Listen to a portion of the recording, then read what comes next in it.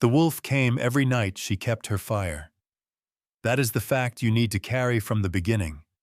The one the Warden of the Rites worked very hard to make the pack forget. That long before the Alpha King of Hollowmere ordered Wren the Death Tender back beyond the boundary stones, his wolf had already been crossing them to lie at her fire. Not led, not commanded, not moved by any force the king could have named or any law the council could measure. The wolf came on its own, through the cold of the Ashen Ground, drawn by a sound that no one else would follow, because no one else would go where she went. In the deep of the night, to tend what no one else would tend. You can hear the shape of it in the title. He banished her. The Alpha King himself, in front of the whole pack, made the order, and his wolf went on crossing anyway. That is what this story is about. But you should understand what she was before you decide what you think of any of it. Let me bring you back to before the banishment and before the council's fear, to the Ashen Ground on a cold night smelling of ash and old fire, and to a woman with a cord of iron bells at her wrist and a voice that reached into the dark, and to the first night a wolf sunk in grief heard her and came.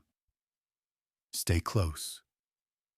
There is ash in this one before there is warmth, and the warmth matters more for the ash it rose from. Wren was the death tender of Hollowmere, and everyone knew what that meant, and no one would say it plainly to her face. It meant she lived beyond the boundary stones on the Ashen Ground, east of the pack's den, on the cold, gray flat where they carried their dying and dead when healers could do no more.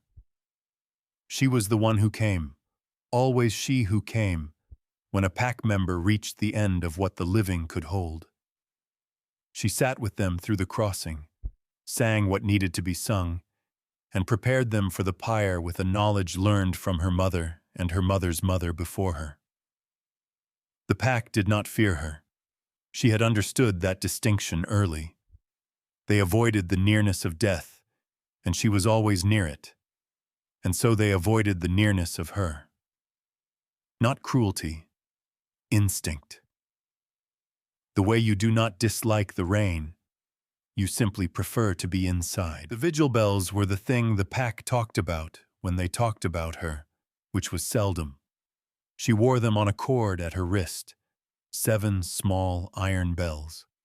She rang them at the opening of a vigil, and at the close, the particular sound that meant, somewhere on the Ashen Ground, Wren was singing.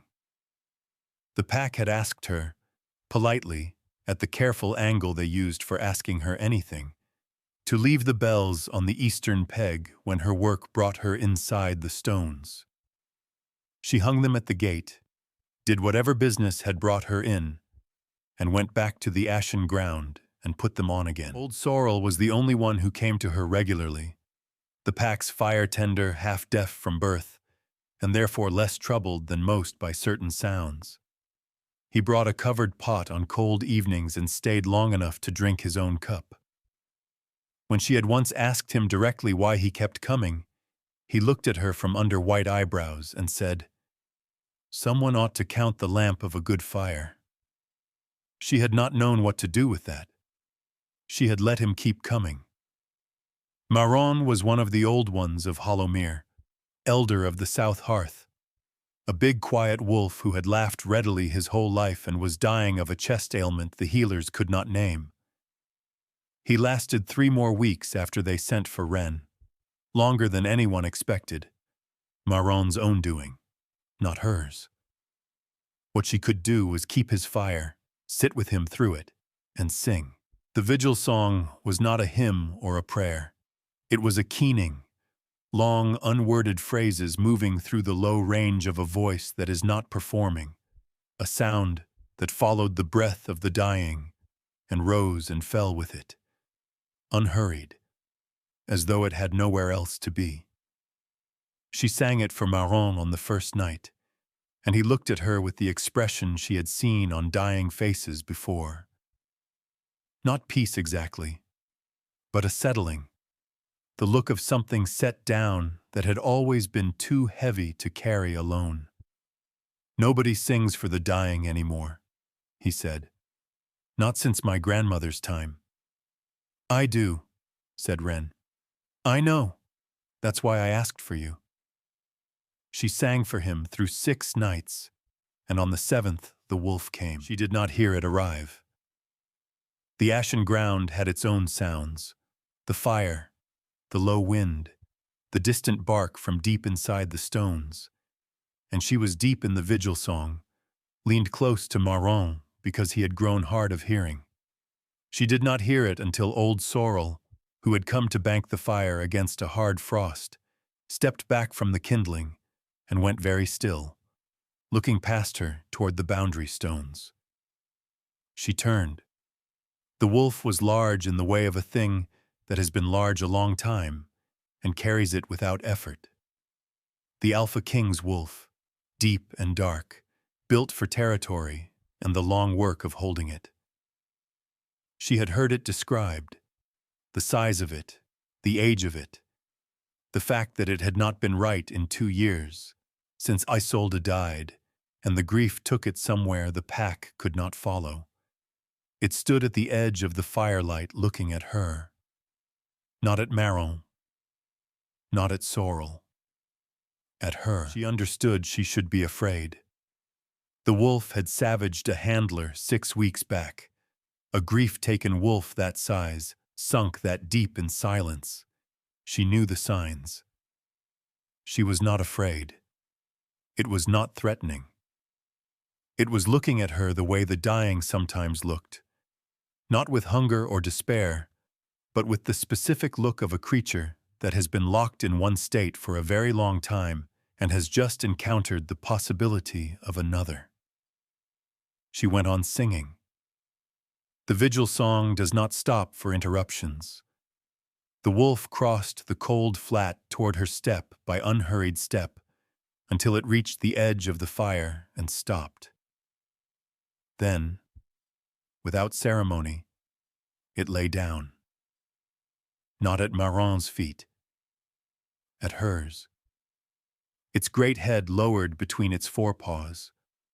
A sound came out of it, low, drawn from somewhere deep, not a growl, not a howl, not any sound she had a name for. The sound of something old and exhausted remembering it was allowed to rest. She let the vigil song settle into something slower, with more space between the phrases. The way she sang when trying to reach a thing that had gone very far into its own dark. She was not trying to master it. She was mourning it, the wolf's grief, as she mourned all the lost things that came to her keeping, as something real that had happened to it, worth the mourning. The wolf mourned, pressed its weight against the cold ground at her feet, and breathed, and did not cross. Mourned died quietly an hour before dawn, with the vigil song still near him. When it was done and the wolf had gone back through the stones, Soren helped Wren with the preparations. When they were finished, he said, "That animal has been gone for 2 years. I know. It came back. I know." He studied the boundary stones.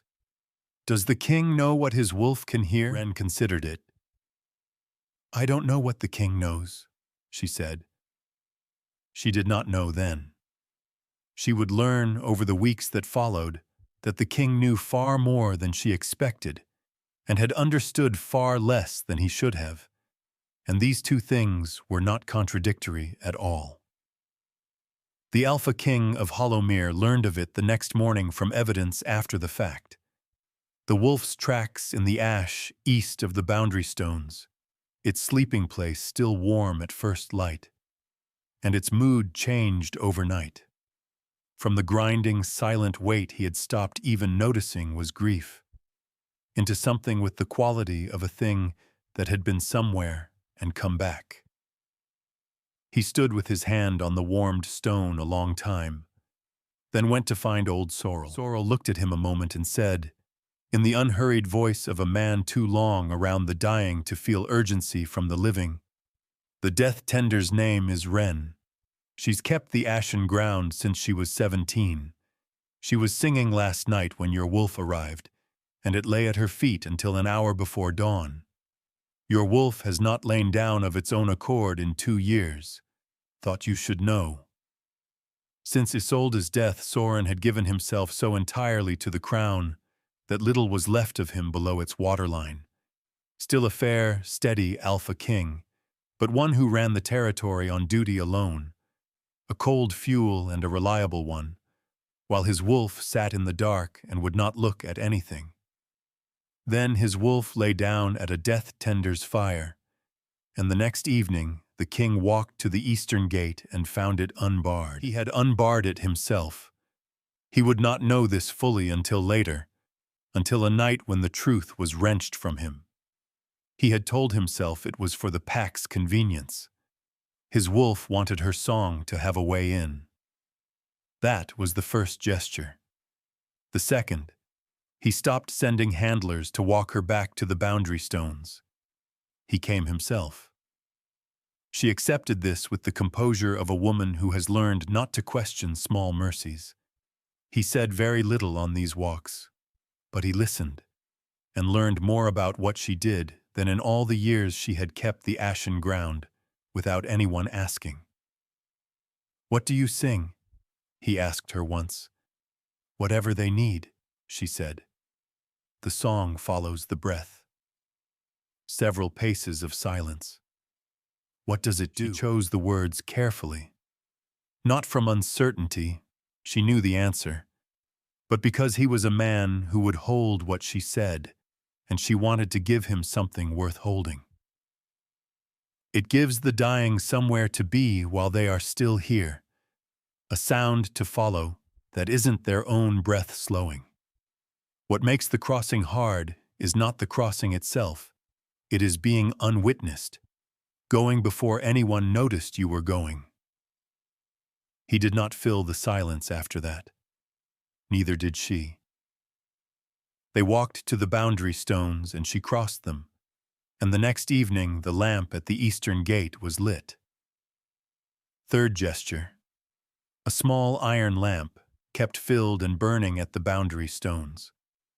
Fourth, he began saying the names of her dead, asked sorrel for them, said one each night when he walked her to the stones. She always stopped for a breath at each name. That was how she marked them. He began to understand that she marked them because no one else in Hollowmere was doing it, and something in him went quiet and ashamed.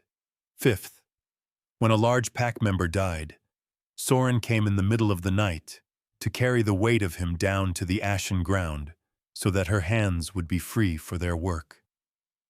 His wolf was returning, sleeping again, in the way it had slept before Ysolde, present at the council table, steady instead of the grinding dark, returning toward the Ashen Ground. What the king understood in the cold, clear place behind his pride was that this was not healing in some general sense. This was a compass finding its north. He had kept Wren beyond the boundary stones for 11 years, and he had never questioned it. Now he looked at it directly. A woman of 34 who had been doing Hollowmere's most necessary work alone since she was almost a girl, and a wolf, his wolf, that had gone to her fire in the dark and come back changed. Caedmon was Ysolde's elder brother, Warden of the Rites for 15 years, a tall, careful man with a ceremonial mind, who knew the old law the way a locksmith knows his locks, by feel in the dark. He had noticed the king's wolf returning long before the king admitted it to himself, and one clause of the old law kept drawing him back. When the king's wolf is judged by the Rites to have crossed before its alpha, the Warden of the Rites assumes the pyre stone until a new Alpha King is confirmed. Written for a king who lost his wolf in shift, but Caedmon was planning something more elegant. The only thing that had slowed the wolf's 2-year decline was Wren, a woman whose whole function was to sing the dying across, a wolf that only quieted in her presence, he would argue, was a wolf already beginning its crossing. She was not calling it back. She was receiving it. He knew it was wrong, but wrong in a way nearly impossible to disprove before a frightened council, because the proof lived in what a wolf chose in its own heart, and a wolf's heart does not come with witnesses. He began carefully, with 3 elder council members, not to convince but to plant.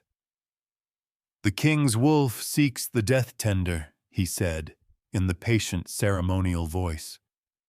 "We are grateful for the calming effect. But the question the old law asks is, why is it calmed by what the dying hear?" He let the question sit. The 2nd anniversary of Ysolde's death came in midwinter, and on that night the king's wolf went under. Not in rage. In the other direction. The wolf went down into a silence so deep that it took Soren's voice in the middle of a council judgment, dropped him mid-sentence into a quiet from which he could not surface, sitting gray-faced at the council table while the lords waited with the particular horror of a pack watching its alpha's wolf fail in plain sight. His beta Alice put her hand on his arm and could not reach him.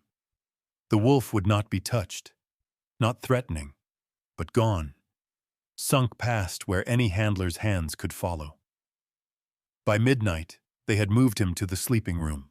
Caedmon stood in the corridor and said nothing, which was the loudest thing in the room. Wren heard about it from Soren, who came moving faster than she had ever seen him move, breathless and white-faced. "The king's wolf is down. They can't reach it." A handler tried to touch it, and the wolf turned away. Didn't threaten, didn't savage, just turned away. Like it doesn't want to be stopped from going. Wren took her bells from the peg and put them on. She had not been summoned. The eastern gate was open. She had noted it every night, and she crossed the boundary stones alone in the dark and walked into the pack den without waiting to be allowed. She found the wolf in the outer room behind the east passage, a great animal in the center of a room everyone had vacated because they did not know what to do and could not do nothing. The wolf was not trembling.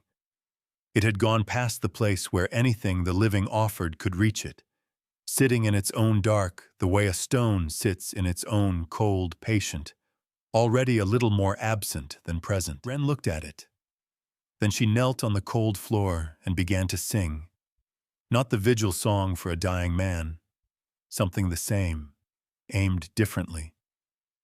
She sang for the grief of a wolf that had lost its Luna, 2 years of ground, and the long descent into a silence no one had been able to reach. Sang for it as she sang for all the ones on the Ashen Ground, as though the grief were a real thing that had happened to it.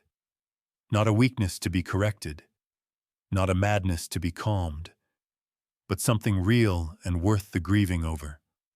The wolf did not need mastering. The wolf needed mourning. Real grief does not respond to the command to stop. It responds to being witnessed, to someone coming close enough to say, "I see the size of it. You had something worth losing. What you lost was worth this." She sang that, in the only language the vigil song has, wordless, low, entirely present. The wolf turned its head, first away, the way a creature surfacing from long dark sometimes looks away from light before it can look at it, then toward her.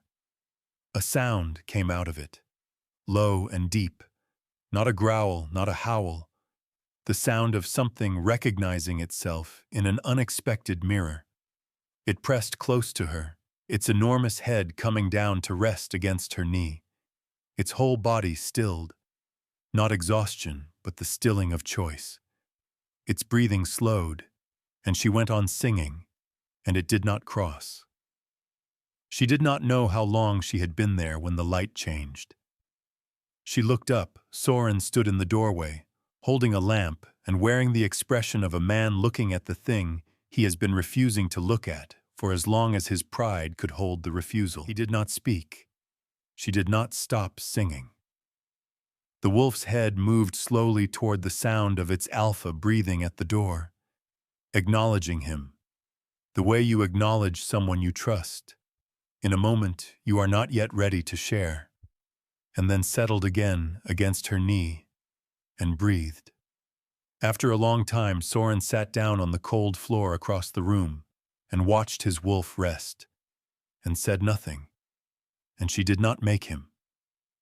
When she finally stood to go and the wolf stirred, something came out of him before his pride could organize to stop it. It went to your fire, the first night, Marron's vigil. Yes, she said. I knew the next morning. I didn't. He stopped. You didn't know what to do with it, she said. Not an accusation. The plain observation of a woman who deals in plain things because the dying have never had patience for anything else. He looked at her, and the look had too much in it to close off quickly. Not shame, not quite pride. The expression of a man carrying a weight he believed he was supposed to bear alone, who has just had someone notice it and doesn't know yet whether to be grateful or afraid. Go back to the Ashen Ground, he said. I'll walk you to the stones. He walked her to the stones. He said Marron's name. He left the lamp burning. She heard him stop for one breath at the boundary, on the pack's side before turning back, standing at his own edge, looking at something he didn't know how to cross. And the knowing hadn't made him move. Caedmon moved 2 nights after. He gathered the elder council informally, 4 elders, 2 young lords, and the handler who had been turned away by the wolf. He did not accuse Wren. He stated what had been observed. The death tender found alone in the east passage with the king's wolf, in the middle of the night, singing the vigil-song. The wolf's only periods of calm in 2 years occurring in her presence. He looked around the room. The question the old law asks is not about intent, he said, in the patient ceremonial voice. The vigil-song is what the dying hear. When she sings it for the wolf settles, as the dying settle. Is that calming, or is that receiving? He proposed a formal observation period. The death tender to remain beyond the boundary stones while the king's wolf was assessed under controlled conditions. If the wolf recovered without her, the concern was unfounded. If not, they would have their answer. He was looking at Soren when he said it, and Soren, who could see Caedmon's shape and purpose as clearly as Wren could see a vigil going wrong, who knew in the wolf bone of him that this was a key fitted to the wrong lock, looked at what Caedmon would do to Wren if he refused. The pack's fear was real, genuine, 2 years deep. If he stood now and defended her on the ground of "my wolf chose her," what the frightened pack would hear was, "The death tender has him already." He thought of the east passage floor, the wolf's weight stilled against her knee. He thought of the first morning, the tracks in the ash. He let it go. He could not hold it and hold the crown. The warden's concern is noted, he said, in the voice that gives nothing away. The death tender will return to the Ashen Ground and remain beyond the boundary stones until the wolf's condition is assessed. This is my order. They brought her in to hear it. She stood in the council room with bare wrists. Her bells waited at the gate, and heard the order and looked at the king, and the king held her gaze for one heartbeat before looking away. In that heartbeat she read every piece of it, what he was doing, why, what it would cost the wolf. She did not beg. She did not accuse. She nodded once, the nod she gave when the dying made a choice she could not override, and walked out of the council room to the eastern gate, took her bells from the peg, put them on and groaned the boundary stones into the cold of the Ashen Ground. The bells rang once as she went over, small, clear, the sound carrying the way small clear things carry across still ground. She did not look back. Old Sorrel was at the fire. He looked at her face and said nothing for a long time. Then, "Well, well," she agreed. The king's wolf sank within a week. Not suddenly. The wolf's descent was never sudden. It went the way a fire goes when you stop feeding it. Less light, less heat, the warmth contracting inward. The council could see it.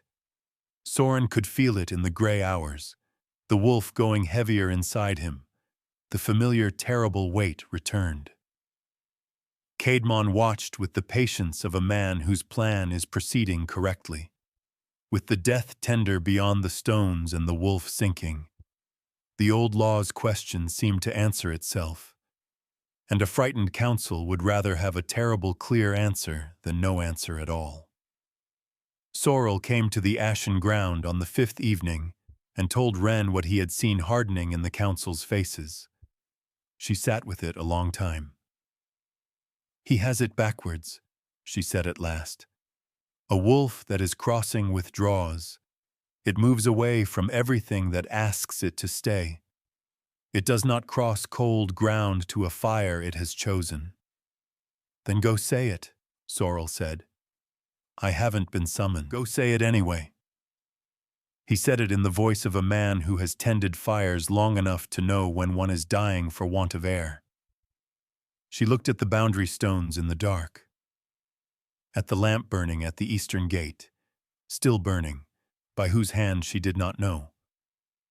She thought about what it would cost the wolf if Caedmon's wrong answer was allowed to stand as the only one. She stood up. She put on her cloak.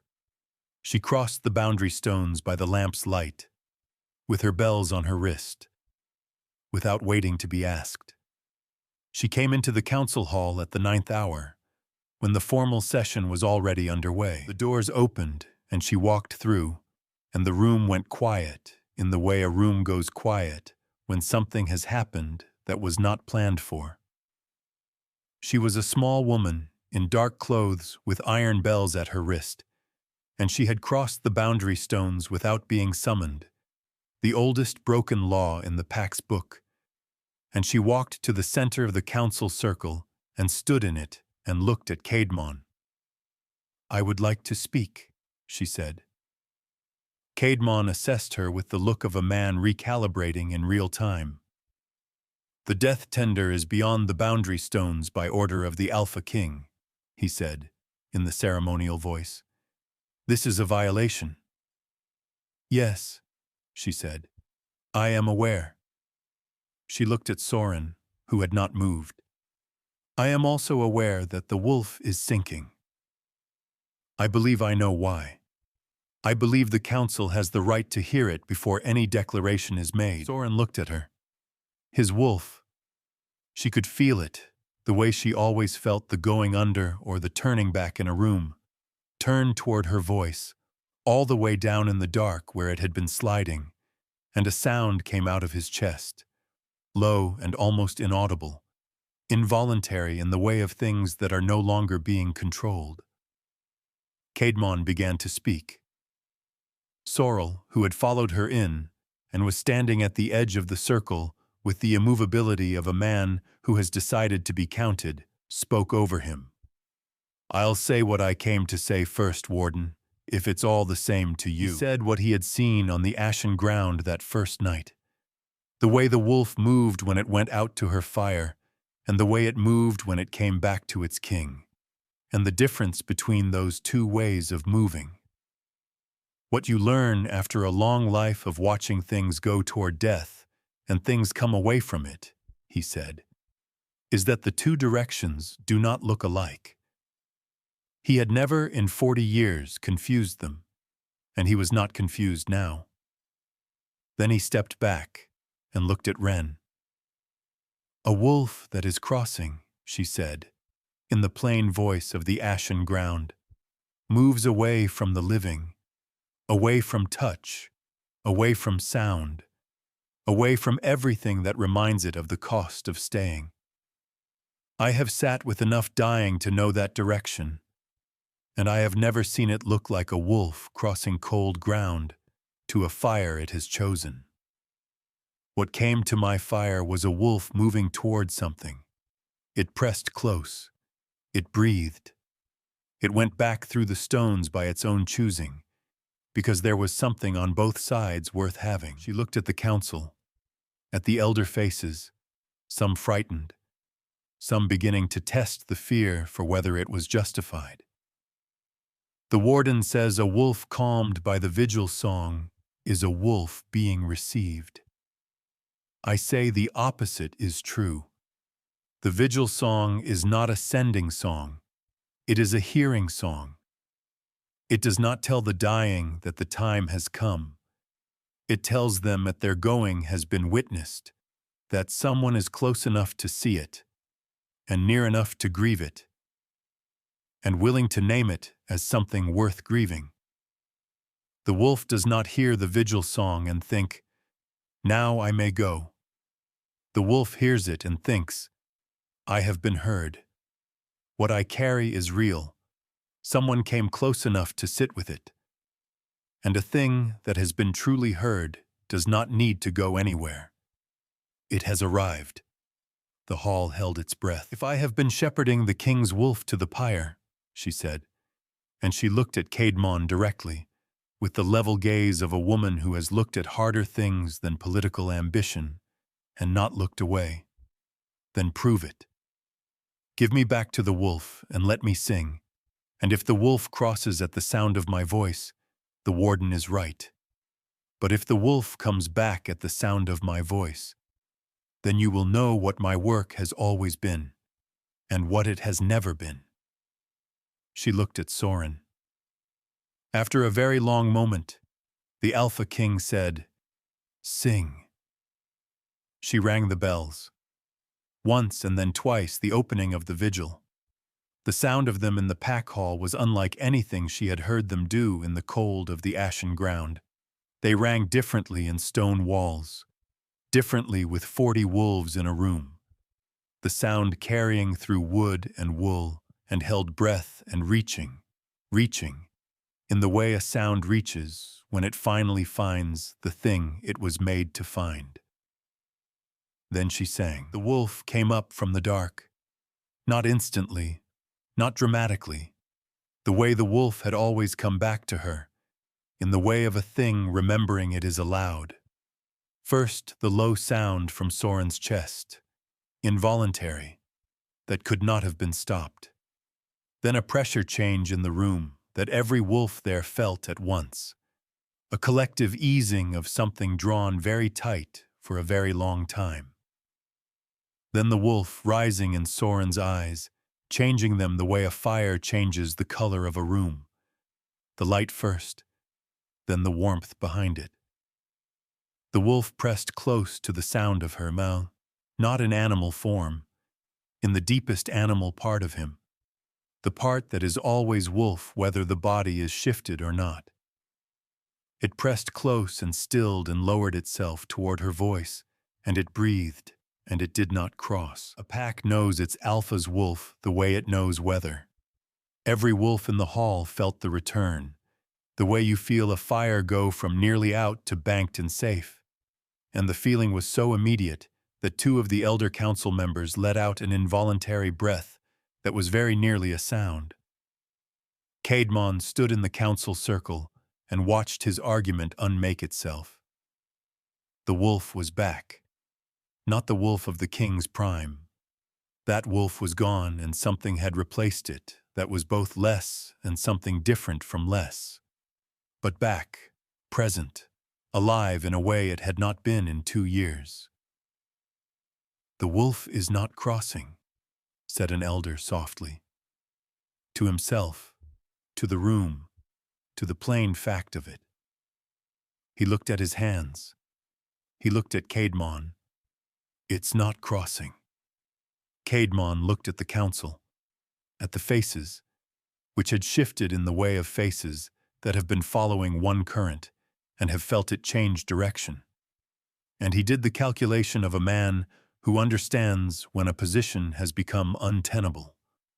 He stepped back from the pyre stone. "You will go beyond the boundary stones," Soren said. His voice was fully returned, the weight and authority of it, the wolf behind it. He did not need to speak loudly. "By the custom you invoked, Warden, the charge of misreading the rites falls on the one who brought the charge. The boundary stones will hold you." Two wardens stepped forward and walked Caedmon to the door. The pack said nothing as he went. That was more eloquent than anything they could have said. The confession came after, the way Soren's confessions always came. Not all at once, not in the composed voice of a man who had organized what he meant to say. In pieces.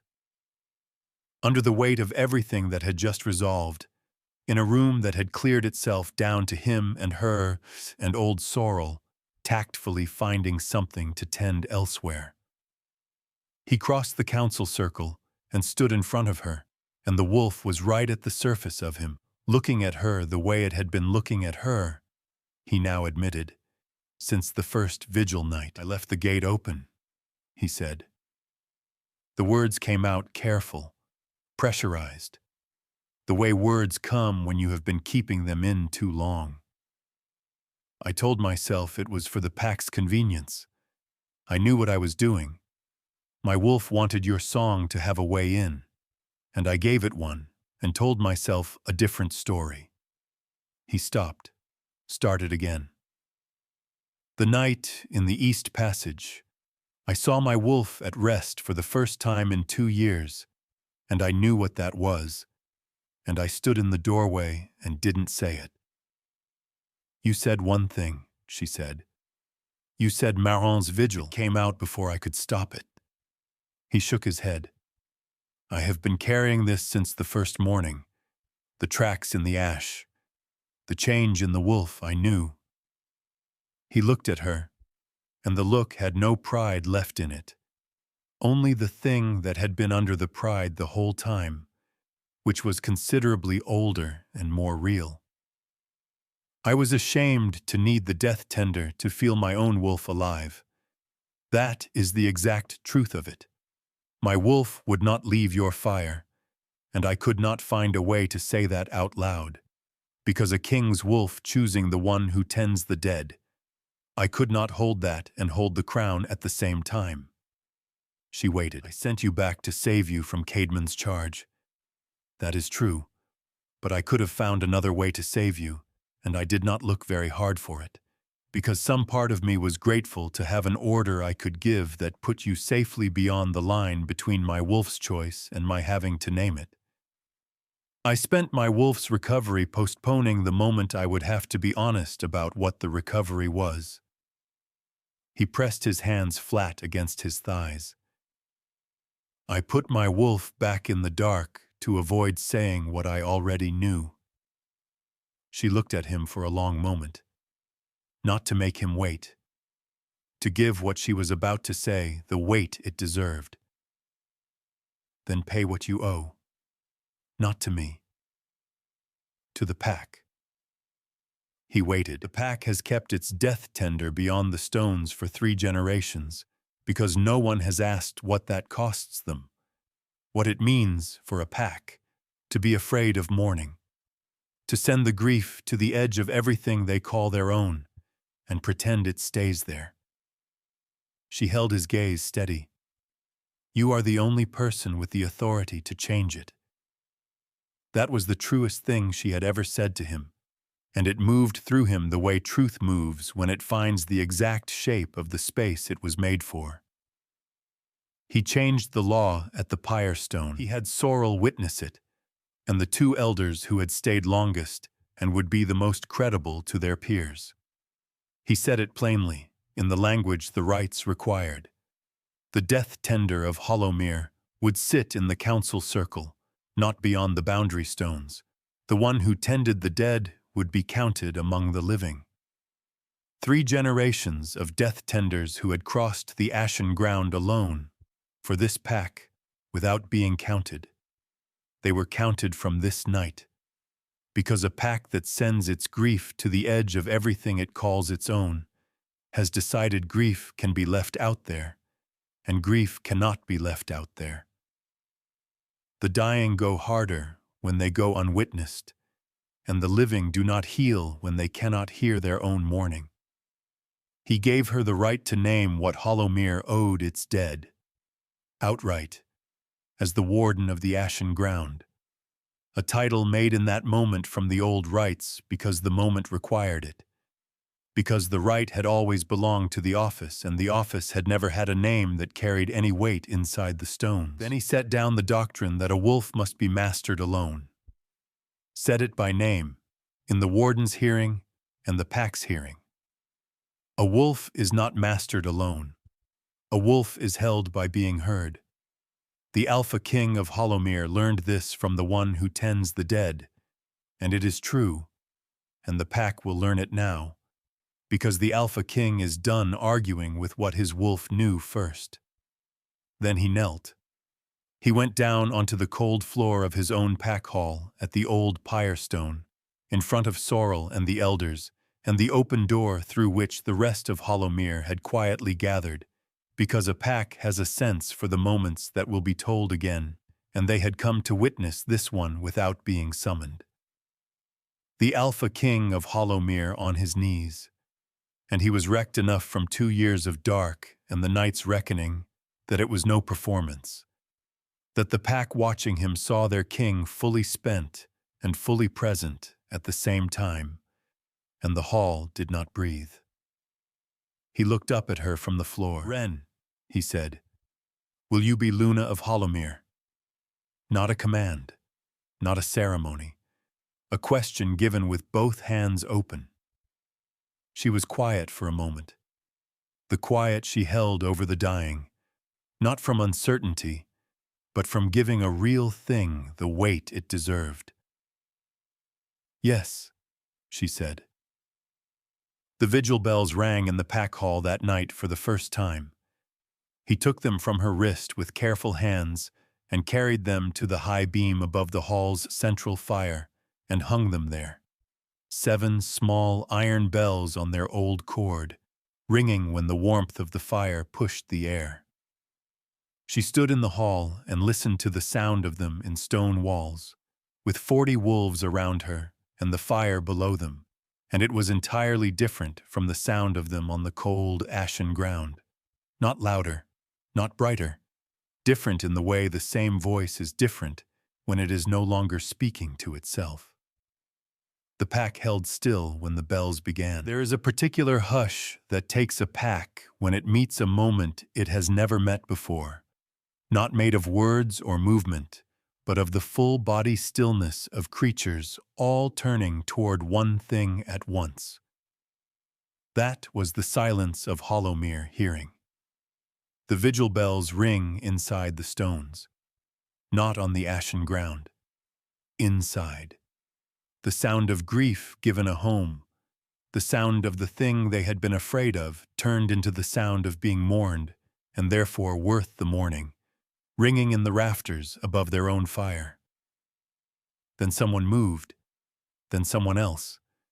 The stillness gave way to something warmer and less careful, and the hall was full of it.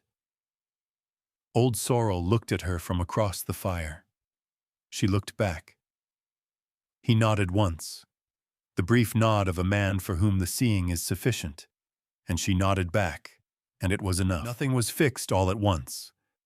That is not how the real things mend, and you know this already if you have lived long enough to have needed mending. There were wolves in Hollowmere who would take the better part of a season to understand that what was different about the pack hall was not a threat but a door opened. There were elders who would walk the new law around in their heads for months before they stopped reaching for the old shape of it.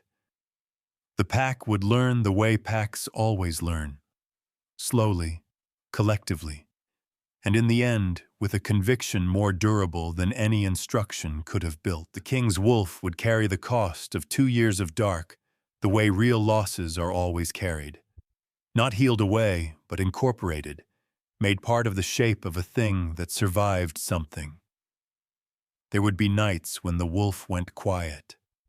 Not the grief silence of the sinking, but the ordinary quiet of a creature that has learned what its own silence cost it. On those nights, Soren would find her, and she would sing something with no name in the old rites, because it had not been needed until now.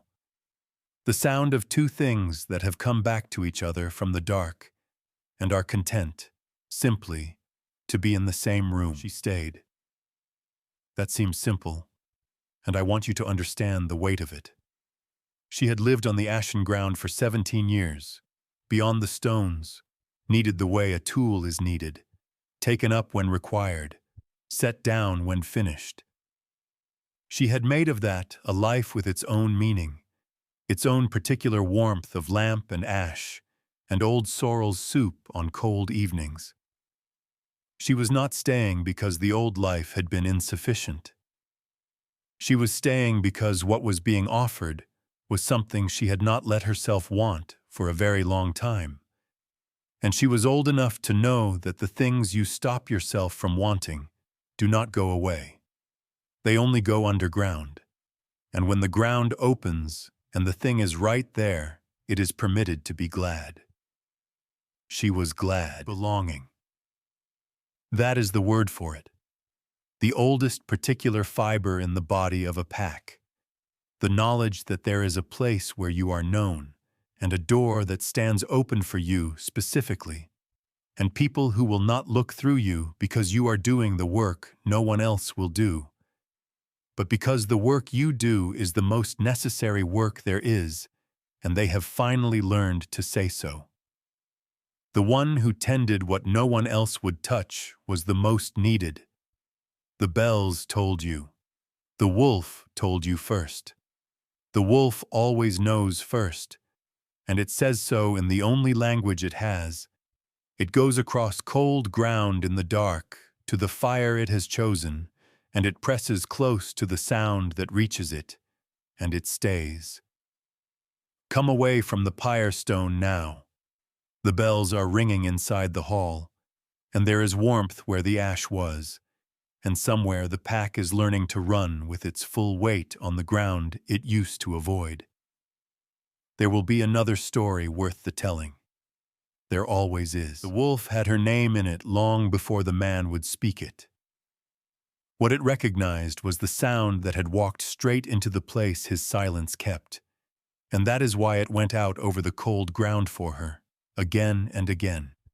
Because a voice that can reach a wolf drowning in grief is the rarest thing under the moon, and the wolf understood as much while the man was still refusing to.